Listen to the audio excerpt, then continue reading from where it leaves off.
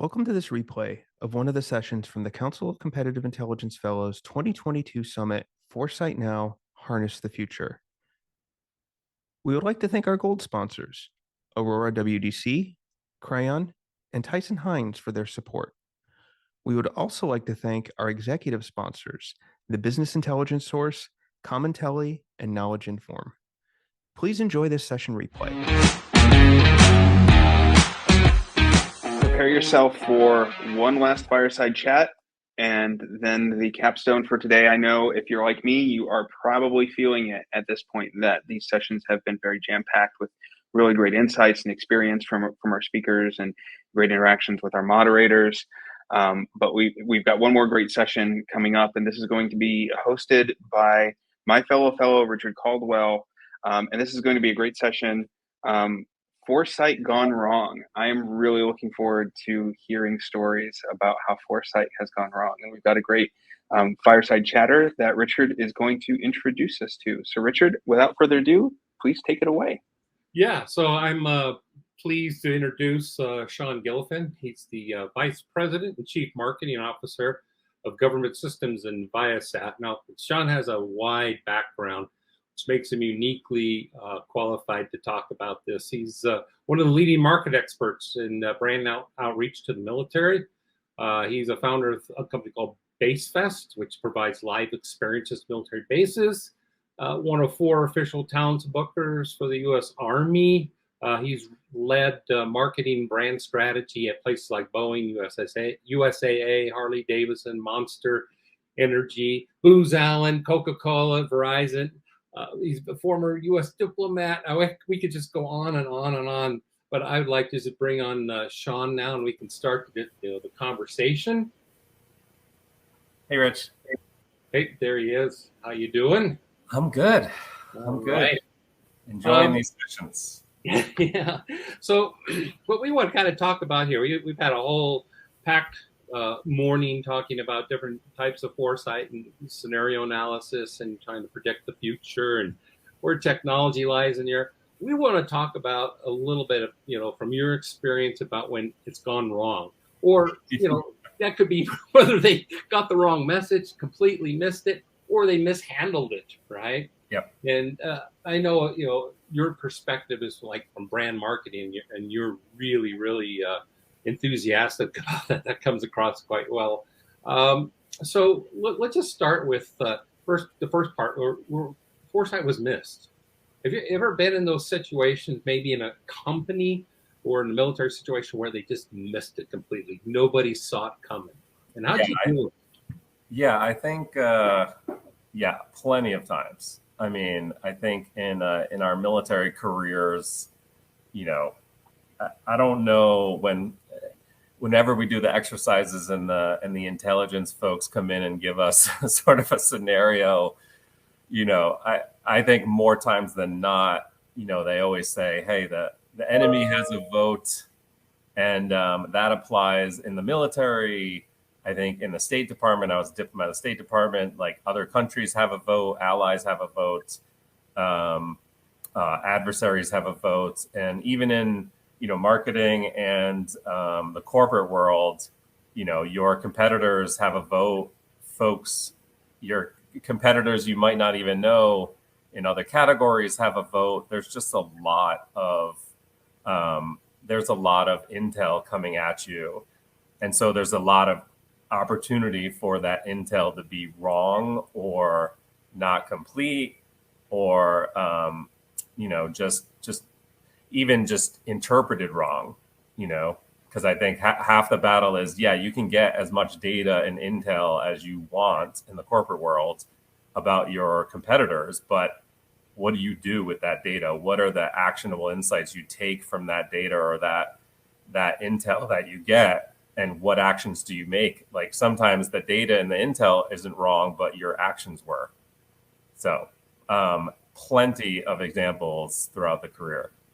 Yeah. So have you seen a difference between the way the military handles foresight versus industry?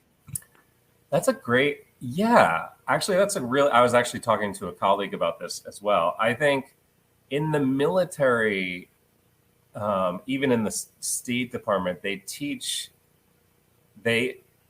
adaptability and sort of this. There's this awesome there's this awesome support system in the military for you to fail and to assume that you're going to fail and just stuff's going to go sideways and you're just going to have to adapt, right?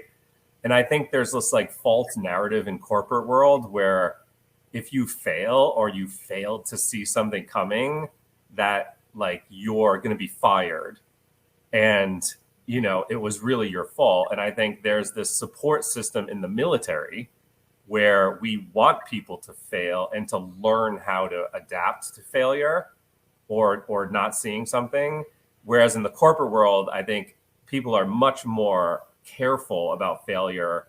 They see it as sort of threatening to their job or their position. So they're much more likely to either ignore it, or act too late. And I think that's the big difference to me, is that failure in the military is expected, and the adapting to it quickly is really where like leaders shine. And in the corporate world, as I've seen, these are big corporate companies. It's like turning the Titanic. They're much less apt to move quickly, even if the foresight is like screaming a certain thing at everyone. They're less apt to move quickly. And I think the bigger the company, obviously the slower it moves to act. So there's a human element to acting on foresight, right? And I've been through these situations where I've outbriefed a scenario analysis, and we really have great comments. Even the leaders say, hey, "That's great stuff. We're not going to do that." Right. And I was always trying to say, why not? And, I don't know, in your experience, does this come from, corporations getting so much wrapped around their processes and risk and what's Wall Street going to say? Or is this just darn right, I'm stubborn and I'm going to stick to what the original plan said, That's a great question. And that's a great point. And I think, that's a great point. And I think it really is cultural based. And so I tend to think the scenario that you're pointing to, where you bring sort of an insight to, or you bring data and then a recommended course of action to a company. I think companies that are built on like true data-driven decision making, where they're literally looking at data and there's no sort of opinion or egos in the room. They're like, let's look at the data. Let's look at the customer-centric data. Let's look at the competitive data, and let's draw actionable insights, and then let's act on them. Like those sort of companies, I think they move faster and they're more successful. I think as soon as you get a leader where their opinion matters more than what the data shows you, right? Because if you're getting, and we used to do this, I've done a couple of CX transformations where you're really getting customer data back. And I've seen leaders who are literally don't believe it, right? They'll say, I don't care what thousands of customers of this product say or believe, or even if it's like not opinion of the customer, but it's observations of the customer's behavior. So it's not like the customers doesn't know what they want. They're showing you with their behavior. I've seen leaders just flat out say, I don't think that's right. And you're literally saying, well, this is market research. There's obviously a margin of error, but the data is pretty clear. Directional data is pretty clear. And, I've seen leaders just flat out not believe it. And so I think if you're built around a culture where they accept data from multiple sources, they're okay with being wrong, and everyone sort of understands that the data is going to lead us somewhere. And not to say the data is always 100% of like the common operating picture, but some data is better than none. And so just taking that into account and having leaders that really value the data and opinion becomes a little less of a factor, I think those organizations do much better. You know, since you have this marketing expertise, that always intrigues me. So, and I've always had this question, man. I go around the trade shows and I see the marketing, and you know the tendency. Yep. Buzzword bingo, right? The For sure. customer says, you know, we have the JAD-C2 thing. For Yep. some of you that don't know that, look it up on Google. Yep. But we have the JAD-C2 thing, so everybody's got to have JAD-C2 up there. You know, everybody, you know, and next week Yep. the customer said, and everybody's trying to forecast the next move. Where do we put our portfolio? But occasionally you'll see one like, what are they messaging? You know, have you ever come across that, you know, on the messaging where you get it wrong because the forecast was wrong, or you're just trying to stick with a brand? It's interesting because I think that a lot of companies do mirror, like, I mean, as humans, like I do a lot of sort of neuroscience. A lot of my marketing experience comes from like the science side of like behavioral economics or consumer economics. Like we do mirror people to endear them to ourselves, like even when we're babies, right? So it makes sense that a company would mirror what the customer is telling them. Like if it's the Army's telling you we want X, and then in all your marketing materials you say this is X, right? Like you're mirroring and saying like we understand you, and that's generally a good thing. I think what happens though is if everyone in the category mirrors the customer, then everyone sounds the same.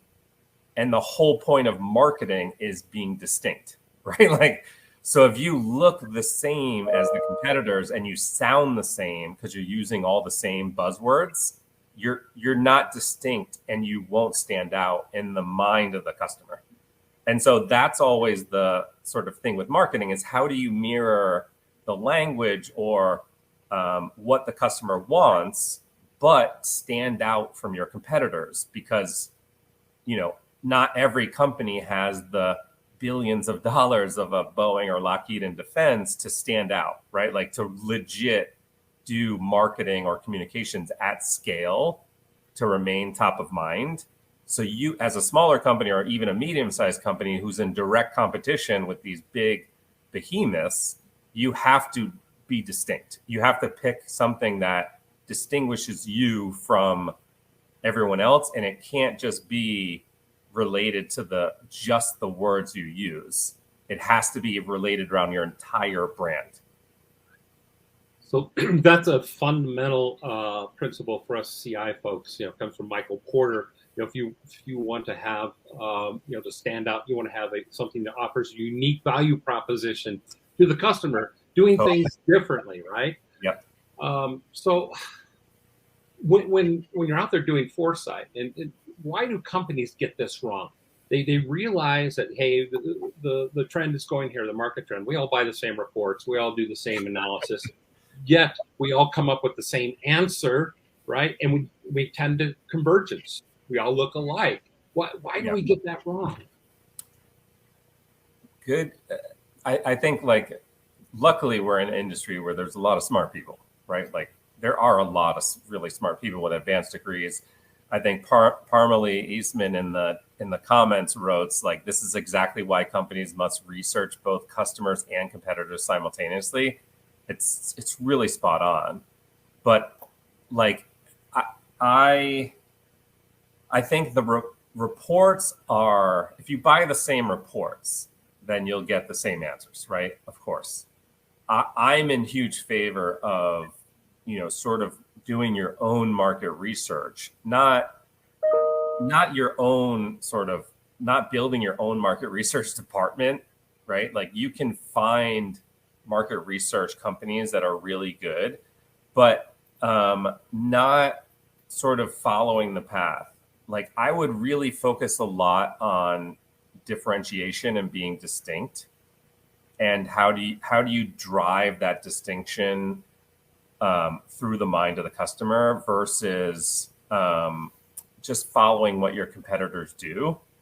I think there's a, I think the category leaders sort of, they forge their own path and people follow them.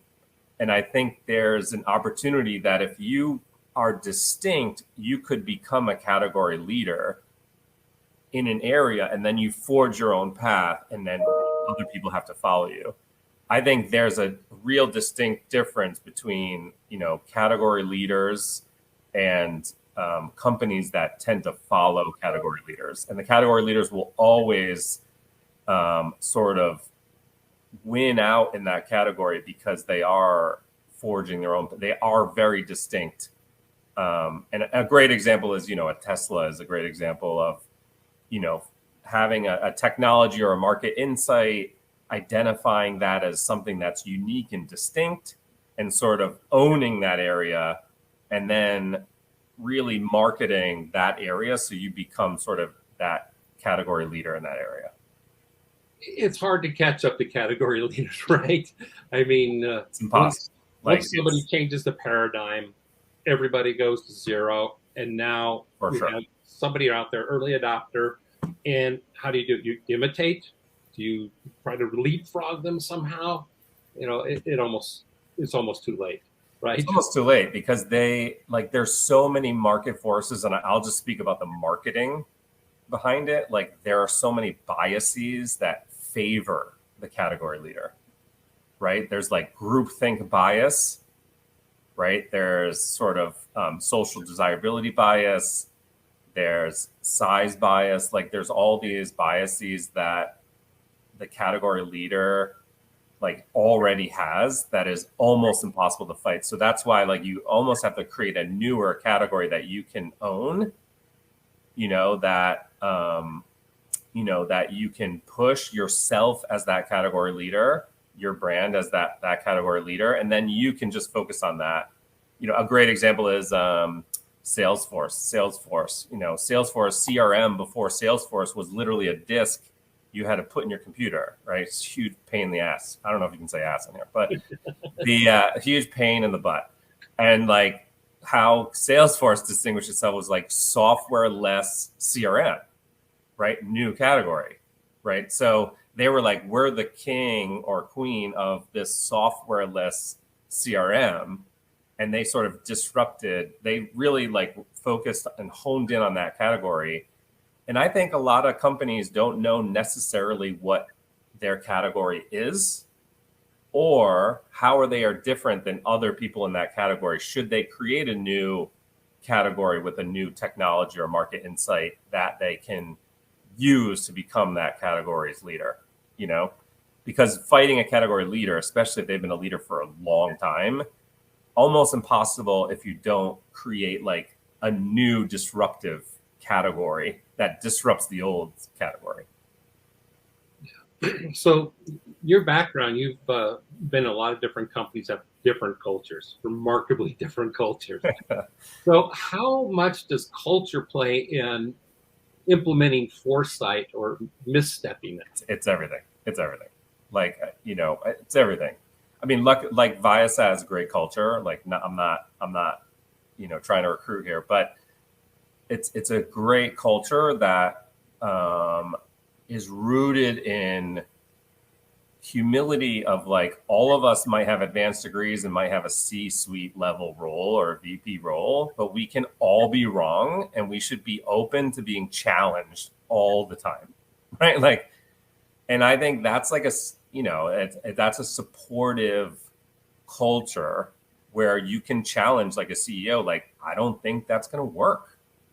Right. And I relate it back to the military because the military does support that sort of direct, hopefully the good units and the good leaders support that sort of feedback from their experts. Hey, sir or ma'am, that's the wrong answer.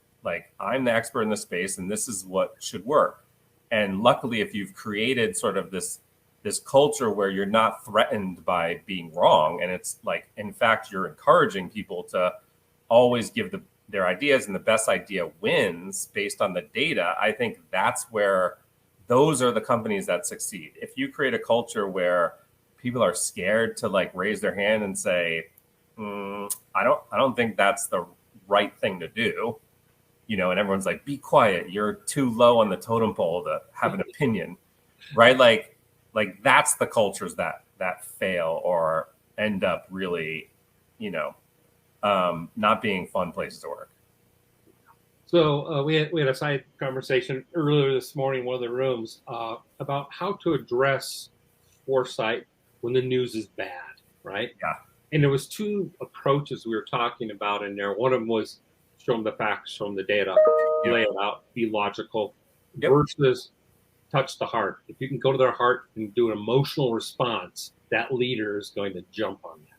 Yep. Right. So have you kind of seen that in play through these different cultures where if you had a briefing to take to Boeing versus Viasat, would it be different? Like, here's the message. Yeah, I mean, definitely. Yes, definitely different. And I think at Viasat, it's a very sort of flat organization as well. And so I think in organizations that are bigger, or, Boeing 70 to $100 billion company with massive business units that are like 30x the size of Viasat, right? That's a very hard organization, just like the military. That's a very hard organization to sort of get the foresight into the right hands, because there's so many hands and each of them is going to have a different perspective. And so I would say the first rule of foresight, especially bad foresight, is the sooner the better. So as soon as it comes out that we're about to spend $7 billion on a wrong acquisition or so, the sooner the better, especially on bad news. Just sort of my rule, but I think it's just best practice for anyone. Is sooner the better. And then yes, for sure, I think there has to be an element of both emotion and facts. I think the brain processes information through different parts of the brain, right? So the sort of what they would term the lizard brain is very, very emotional. So, it's the first one that evolved.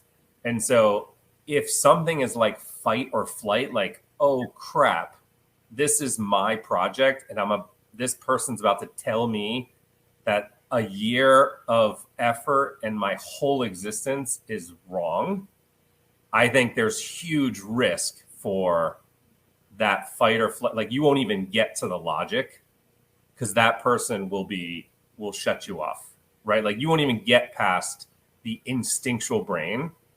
So I think at first it's couching everything in a little bit of emotion of hey, we have a little bit of bad news, and if we get this wrong, all of our jobs could be at risk. That's the sort of emotion that's it is a fact, but that's the emotion that people are oh my God, I have to pay attention. This is going to draw me in. So it's a little bit of that, of let's get past the lizard brain and talk about this emotionally, but then laying into the facts of how you came up with the conclusion. So I think it's always a little bit, especially with senior executives, it's this has the potential to give us a very bad feeling or a very good feeling, right? And it's couching it in here's a bad feeling, but if we make a decision, it could be a good feeling, because we will have avoided making a $7 billion mistake. And hopefully if you have a culture that values that, you will be praised for finding it early and not wasting $7 billion with the foresight that you have. And hopefully you have a culture that even if you're mistaken, it's a forgiving culture where they value your input early and often, and that's what they want in sort of a person that works at the company, someone who is willing to stand up for what they believe and say the truth, even though the entire company could have to pivot based on it. And that's not easy, right? That's not easy, and takes a lot of courage. So I would love cultures to encourage that sort of courage, because it says a lot about the character of the employee to be able to do that.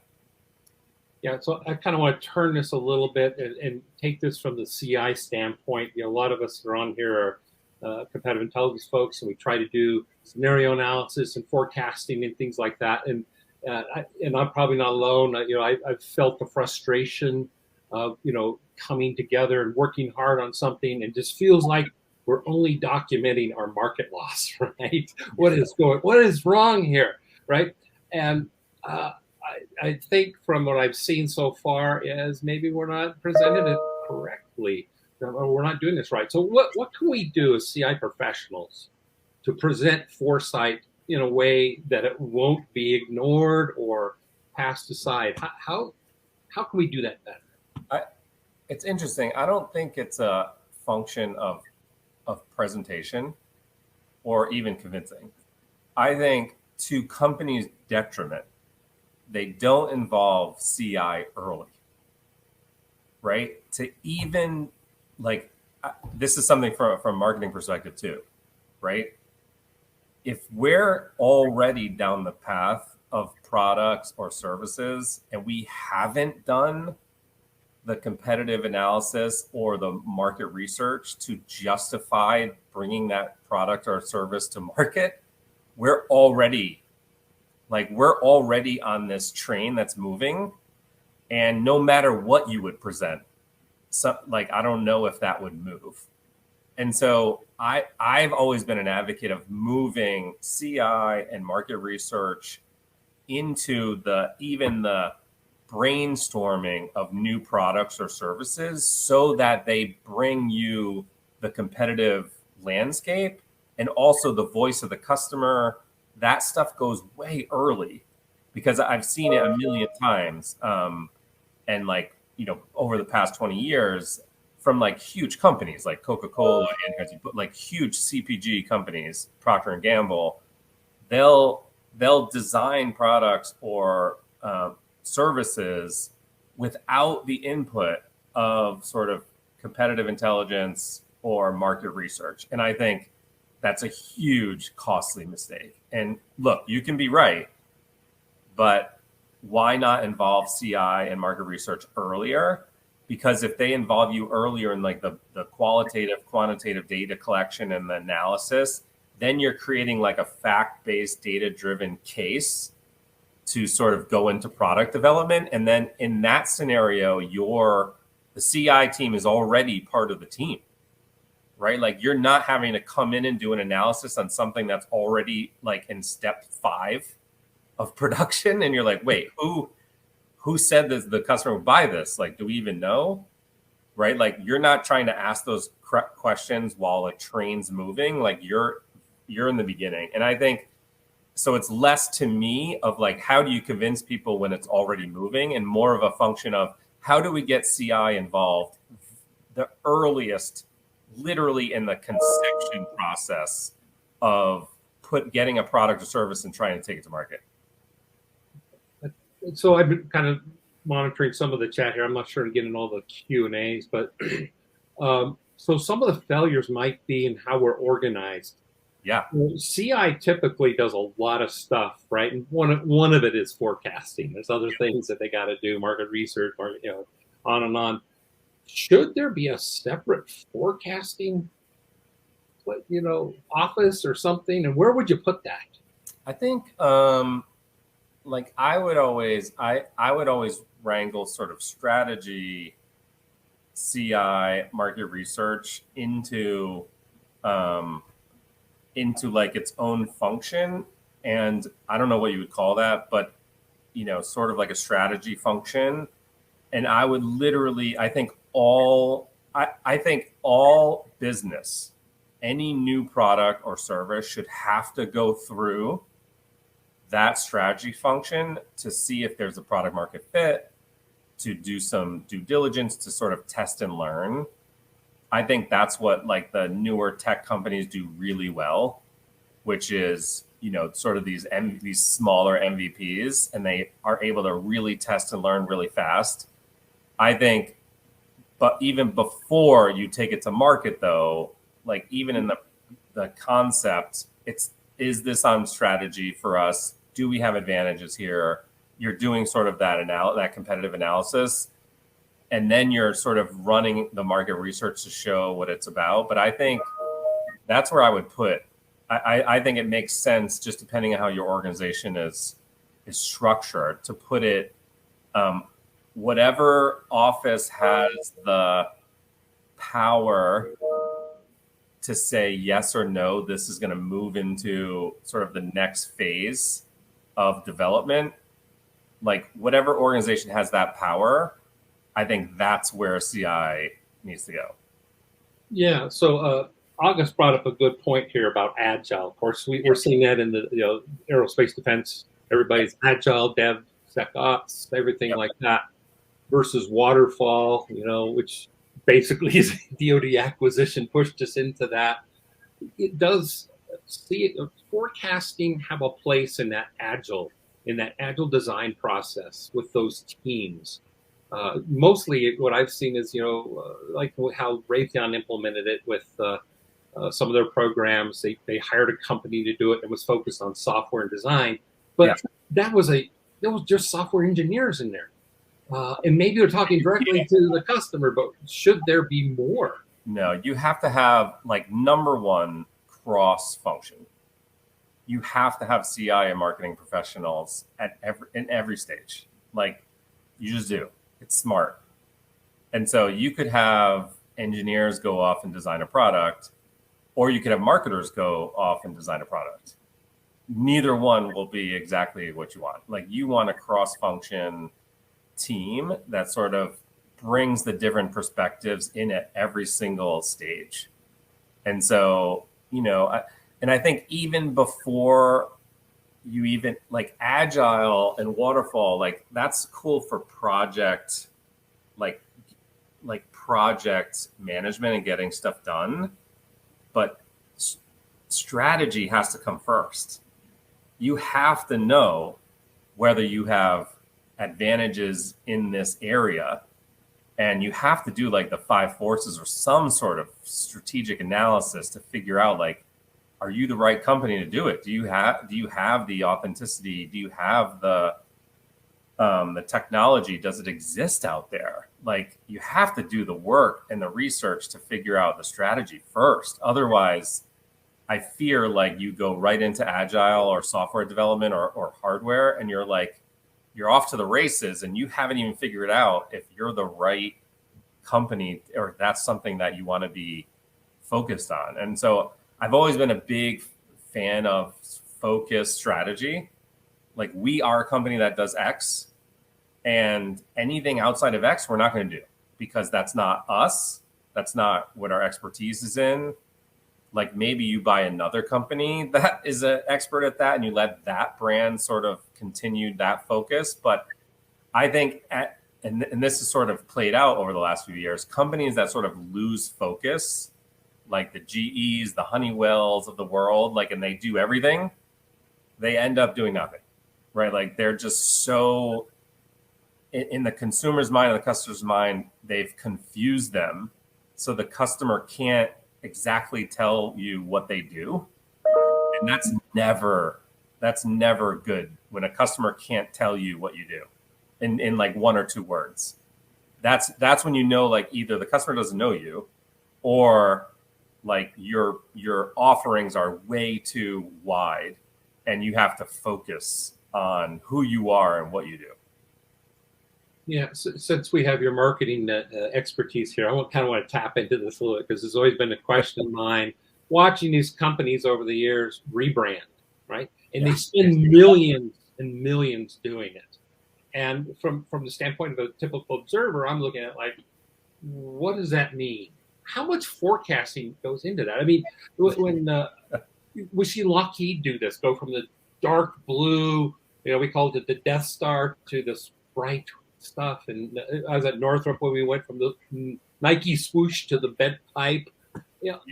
How much forecasting goes into it? I mean, what is there somebody that works on that, says, hey, next 15 years, this is where the market's going? Or is that just No, generally 2 things happen. One, you get a new leader, or you get a new agency. So that's the forecasting that goes into it. So it's new leaders like, I want to make a clear signal that I'm new and it's a new world around here. Or you get a new agency who wants to spend your money and design a whole new brand. And so it goes against, and there's a great book called Distinct Brand Assets. And it's really a fantastic book that talks about how to build sort of distinctive brand assets that can be repeated over time.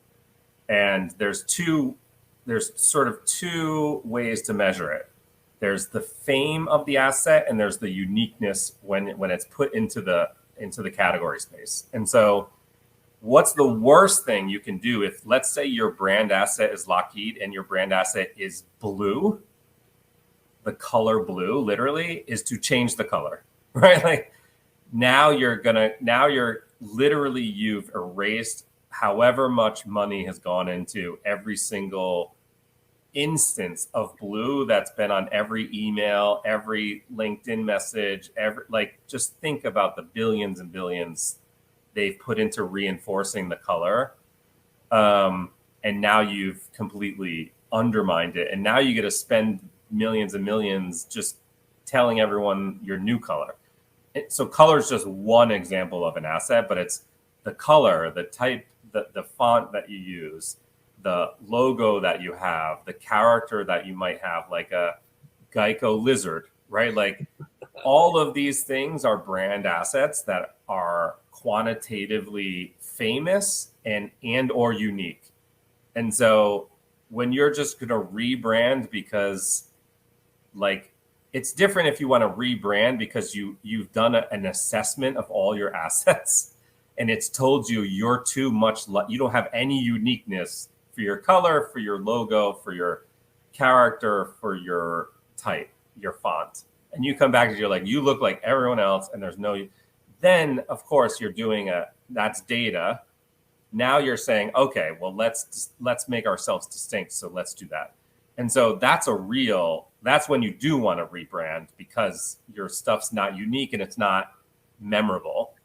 And so that's when you do want to rebrand. But just to rebrand because you're bored, if you're bored of the logo and you're like, everyone knows it, great job.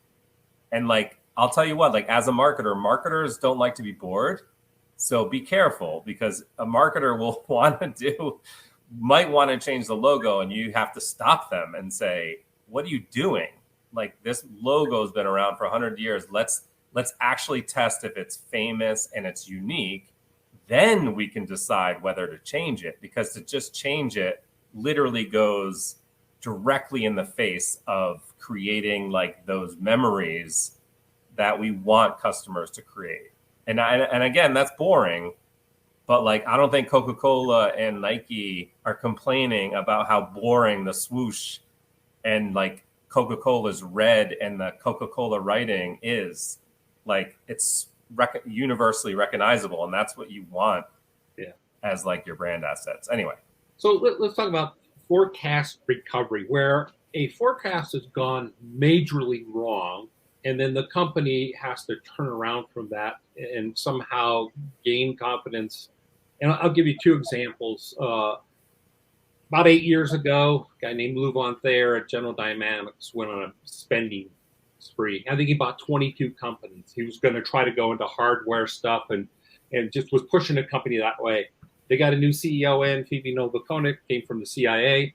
First thing she did is sell those companies and say, that was $1 billion mistake, and that she took that charge the first day she had her earnings call, right? And then took a long time to build from it. Second example, Raytheon decided, you know what, cyber looks like the thing to do. Went out and bought 13 companies. It just, and I was I followed both companies. Why did you do that? And was forecasted. We thought that the market was going this way. And we're talking $1 billion, right? Yeah. So Raytheon buys all these companies, puts it kind of to the side, becomes Force Point, and then they spin it off at a loss. Yep. How do you recover from those things? how do you recover from foresight like that you've spent billions on, and realize later like that's probably wasn't the best thing? I think as a company, it's like I'm a big proponent of positioning. It's a marketing business classic book by Jack Trout and Al Rice.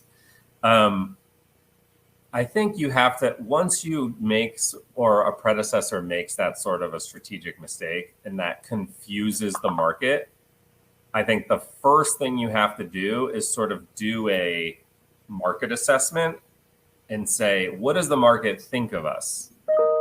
How are we positioned against our competitors in these different categories? And like also a little bit of introspective of who do we want these companies to, like, who do we want to be perceived as within the market? Do we want to be a technology company, or do we want to, like Raytheon, do we want to be known as cybersecurity? Do we want to be known as missiles, which is what they've been known for since they started? Or do we want to be known as technology company? And like, that's a big decision, because that's like, then you have to look at the data, see what the customer perceives you as, and figure out, do you need to create different brands that mean that, or do you need in the mind of the consumer, or do you need to buy a brand that already means one of those things in the mind of the consumer and keeps the brand separate, not the company separate, but the brand separate. So if your is a great example. So if you're Raytheon and you have like unlimited money, right? When you buy a cyber company, you buy sort of a market leader in cyber, like a number one, number two, number three, and you keep that brand as a separate brand, and you sort of build that brand up to own that category. I think the biggest mistake that people make is they assume that the brand equity of the bigger company will help the brand equity of a brand in a different category. It's the biggest mistake that companies make. And so instead, you want to be like a Google or an Amazon, where you're creating brands that can become category leaders. So great example is Google didn't rename YouTube as like Google Video, right? Like they keep the YouTube. Apple doesn't rename their headphones division as like Apple Beats, right? Like they keep these strong brands because they already have mind share. They already have space in that category. And then they take those brands and they invest in them becoming category leaders. So I think the biggest mistake you can think is our brand can mean all of these, and these brands that we buy will benefit from our big brand equity that we've created. And instead, what happens eventually is you just confuse the consumer, and they're not sure. Not only do you hurt your own brand, which like Raytheon meant missiles, right? You've added cybersecurity, you've added technology. Like, what does Raytheon mean? Does it mean defense? Because that's a massive category, right? And so how do you build a house of brands, which is best practice, like a Procter & Gamble, versus a branded house, which is everything has the same brand, and then you end up just confusing the customer. So I've always thought in the defense space, national security space, like we need more houses of brands that understand sort of the psychology behind like a Procter & Gamble or Unilever versus like branded houses, which is everything's branded, the company name, and that's just the way it is, right? Yeah. So I often wonder how much of forecasting is good luck or bad luck, right? Yeah. So like when Apple came out with their phone, they didn't bother to ask customers. They just said they're going to like this, and they hit it. It was a home run. And then there was BlackBerry saying, no, people like texting. We're going to stick with this. The test is people, they got their thumbs going. I mean, how much of that is, where we see companies, say, yeah, we really knew what we were doing, and versus we got lucky. It's so interesting. I was thinking about this the other day. I there are some entrepreneurs who are truly like visionary of like everything that we have was sort of, there was a way that we did it, and we've now moved to the way we do it now, right? Like every single thing, every single category, every single company, every single device, everything. There was a way we did things, now we do it differently. And so it's really special to sort of have that, like, and they sort of come in these technological or market insight to be like, oh, I think people will like having CD players in their pockets. Like, and then is Steve Jobs like, oh, we're going to call it an iPod and we're going to say it's 1,000 songs in your pocket. Like, it's a real technological, but it comes two ways. It comes with a technological insight of like, you can physically put music onto a thing that's this big and listen to it, and the quality's good. But it also comes from the market insight, which is like, consumers will want a smaller thing in their pocket that's easier to use, that has like one button that does everything. So I mean, it is sort of both, but I think the bigger companies are able to build teams that focus on both, either the technological insight, the innovation piece, and also the market insight. Like the behavior of the consumer is favorable to this sort of new technology or new thing. And if you have like it's the old like Peter Drucker thing of, marketing and innovation, you need both of those things. So like marketing, like you have to have competitive intelligence, you have to have an intel about what's going on. You have to have both those things. And if both of those things are working together, you can create sort of these new, the time's right for this new technology, and the market's ready for it. I mean, there's so many cases of like technology coming just too soon where the market's not ready. And so you have to have both. Otherwise, you'll be telling people, oh my God, yeah, we developed that 10 years before Google. But, they're the ones who like waited until the market was ready and pushed it and now they own that category. So a lot of foresight, gives us kind of a roadmap what we think the future is going to be. And one of the things behind that is we're trying to get our customers to be proactive, right, versus reactive. Yeah. Right. And we see a lot of reactive things happening out there.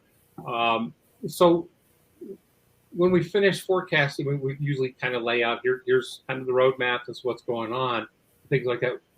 So where is it that teams fail to start laying out courses of action, and implementing it? Is it a resource thing? Is it a risk thing? Sometimes we lay this stuff out. It's like, okay, this is a good plan. And then those events actually happen, right? And we go back and say, if we only would have done that, right? But is that because of resources or just not enough faith in what we're doing? I think a little of both. And so like, one of my favorite books is like the Playing Bigger, which is all about like category design. Great book, by the way, if you haven't read it. It's like really awesome book that ties a lot together. But they talk about sort of this 3 phases, which is like define, develop, and dominate a category. And I think like a lot of companies will do the sort of the defining, like this is what it should be. But I think to your point, after you're done sort of defining what that category should be, it really comes down to developing and prepping the market for for your solution, right? And this is, I think, where companies do fail, which is they are not resourced, or they don't put the resources because maybe they don't have faith, right? Because like the whole thing about a new category is it doesn't exist, right? Like you're making a guess that this is going to be a category. It's going to have the market behind it to buy into it, and it's based on this data, and here's the technology.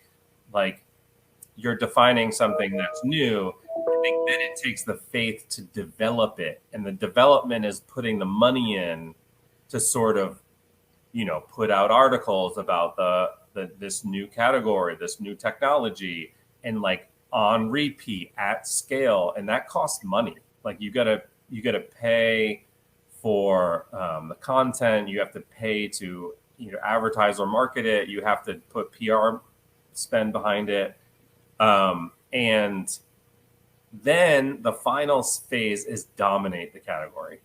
And this is the classic, like, it doesn't matter if you were first to market. It matters if you're first in the mind of the customer, right? Like, go down the list. Like, Facebook's not the first social media platform. Google's not the first search. Red Bull's not even the first energy drink, right? Coke's not the first soda. Like, it doesn't matter if you're first. It matters if you're first in the mind, and it costs money, marketing and advertising money, to put it in the mind of the customer. And that's where, like, if you don't spend to dominate, to like develop and dominate, if you don't commit, then someone else will. They'll develop and dominate it, and then you'll be stuck with the design and be like, hey, I designed this category and this other company owns it now. Like, they dominate it, and now like, we had a chance to be a category leader, and now that category is like billions and billions of dollars. When we started defining it, it was nothing. But it does take, I think, to your point, Rich, like, it does take resources and a little faith and trust that this is going to be a real category. It can be worth billions and billions of dollars. We just have to invest in it, and invest in developing it and then dominating it. And that's a lot of marketing spend comes in. So I'm trying to find some questions here while we have a few minutes left, but I don't know where the Q&A is on here. I'm just getting all the comments. Oh, the comments, yeah. Yeah, I don't know if people are putting their questions in there, but I don't know. I guess I don't have this technology checked out. So, that's an interesting point, because I often wondered, was there going to be, a category leader? Apple came out with their tunes, but there was other players out there that were, the Rio player, and I think Sony had one, and they just didn't do the right marketing, I guess. And it's also, there's, and all the product people will hate me for saying this, but it is factual, which is the best product doesn't win, right? Sometimes, but a lot of times, like in a category, the good enough product wins, right? The good enough and like highly marketed product wins. And it might not be fair, and we might hate it because we're logical beings, but like, a lot of times the best product doesn't win. Like, I know people who swear by, what's the search for, DuckDuckGo or whatever that search function is. They're like, it's the best search. I argue, I have a 19-year-old daughter who would literally, like, literally her iPhone is another limb for her. Like, if I tell her, like, hey, I love my Google Pixel is better, like, statistically or factually, and I showed her literally the speed, that she would not even care one iota what I had to say, right? Like, it's not an iPhone, she'd tell me. I'd say, that's true. It's definitely not like, I can't win that argument. And that's where it comes, like, the best product doesn't always win. In fact, it very seldom wins. And I think when you I think that's a big piece, where it's not just the marketing of it. It's like, getting a good enough product is fantastic. And then it's about like dominating that category and making people think that your product's the best. Because if you think about it, and then I'll shut up for a second because I was talking for a while, but a brand, like a name and a logo and all that other stuff is a shortcut. It's a shortcut so that our like system 2 doesn't have to think. Yeah. Right. Like, we literally walk into a store and we see a Coca-Cola red sign. We literally blur out, or we go in the grocery store and we see like the cereal we want. We literally just hone in on the one we recognize, and our brain is not thinking at all. It's on automatic. And so people ask me all the time, does the defense industry, does this even matter? And I said, look, at some point, everything is visual, right? Like at some point you're putting in an RFP and it has your logo, your name on it. That is the same thing as going in a grocery store, right? If you are a person who's always bought Fruity Loops, right, and that toucans on the front of that thing, like it's the same thing as getting 100 RFPs and seeing like that Boeing or Lockheed or that General Dynamics logo, right? It's recognizable. And now when you have to like distill down to like the 10 biggest proposals, like you have this trust in the brand that's been built up for decades and years. And I think sometimes that's an oversight for companies, is that it at some point trust does have, like we do purchase big B2B or B2 government purchases. Acquisition officials are humans, at most of them. I'm kidding. But yeah, they are humans that do have emotions, and it is about sort of building that trust with them. And the brand is part of that trust. When you have so many choices, they have thousands of proposals or hundreds of proposals. They can only pick maybe 10 to look at. Like it becomes a real branding game then, is have you put in the time and the dollars to make that brand stand out in that category. And I think that's very real, sort of part of the acquisition process. It doesn't say that in the acquisition law, but I think like as long as humans are making most of those choices, we can't ignore how the brain works. Mm-hmm. So Andrew wrote, "No one got fired for buying IBM." It's not true anymore. I mean, maybe not anymore, but they. Well, I think there's a kind of a thread out there. I want to ask this question here, since we're talking a little bit about branding, about CI, rebranding CI. Should we rebrand it? And so a lot of cases, we do a lot of things. We do forecasting, market research, competitor, customer. Yeah. We do all these things, but when you go into an organization, what do you ask for? What's the dirt you can give me on this company? Well, it's more than that, right? Should we rebrand CI? Great. That's an awesome question. Man, I would say I love the word Intel because I think that's exact.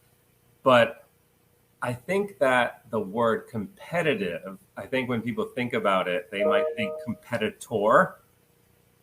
So they might, I don't know, like you guys correct me if you're wrong, but in 99 of the conversations, do people assume that all you do is dig up dirt on competitors, right? Like, so if that's the case, then yeah, maybe like widening the functional name to like strategic intel, or like something that's much more, because you guys do so much, like even just the teaming, the different color, the color teams you guys do for RFP processes, or even like the Porter's 5 forces, like you guys really do like start very early on in the strategy process.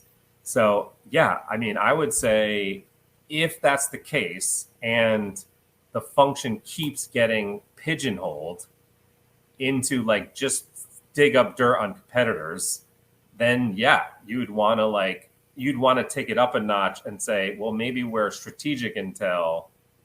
And that's like, I don't know, I'm making this up. Like I reserve the right to be completely wrong or change my mind. But the, like you want to take it up a notch to be like, oh, we don't just focus on competitors. We focus on literally like the health of the business in every aspect. Because like when I think of you guys, that's what I think of. Like you guys could be literally a Tiger team put into any scenario, developing a product, repositioning a competitor's product, repositioning our own products.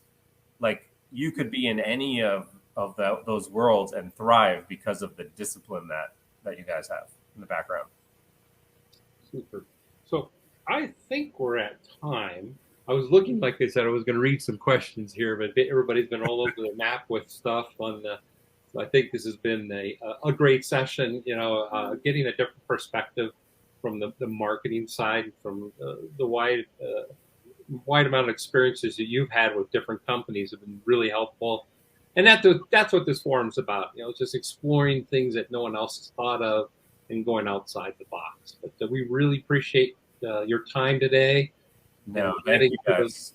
Adding to the value of our summit. So one thing I will say is like I'm 100,000,000% accessible on LinkedIn. So like I love conversations like this. They really, as you can tell, I get excited about this stuff. I love talking about it. So as Rich will know, like feel free to reach out, like message me, and like I'm super accessible, and I just really appreciate the function that you guys bring. And like I love the fact that it's data driven, it's insight driven, it's focused on the markets, what's best for business. And I think the companies need more of this, not less, right? Like it's not even close. They need way more of this than less. So thank you. So I'm going to hand this back over to the powers that be out there. I don't know what buttons they push.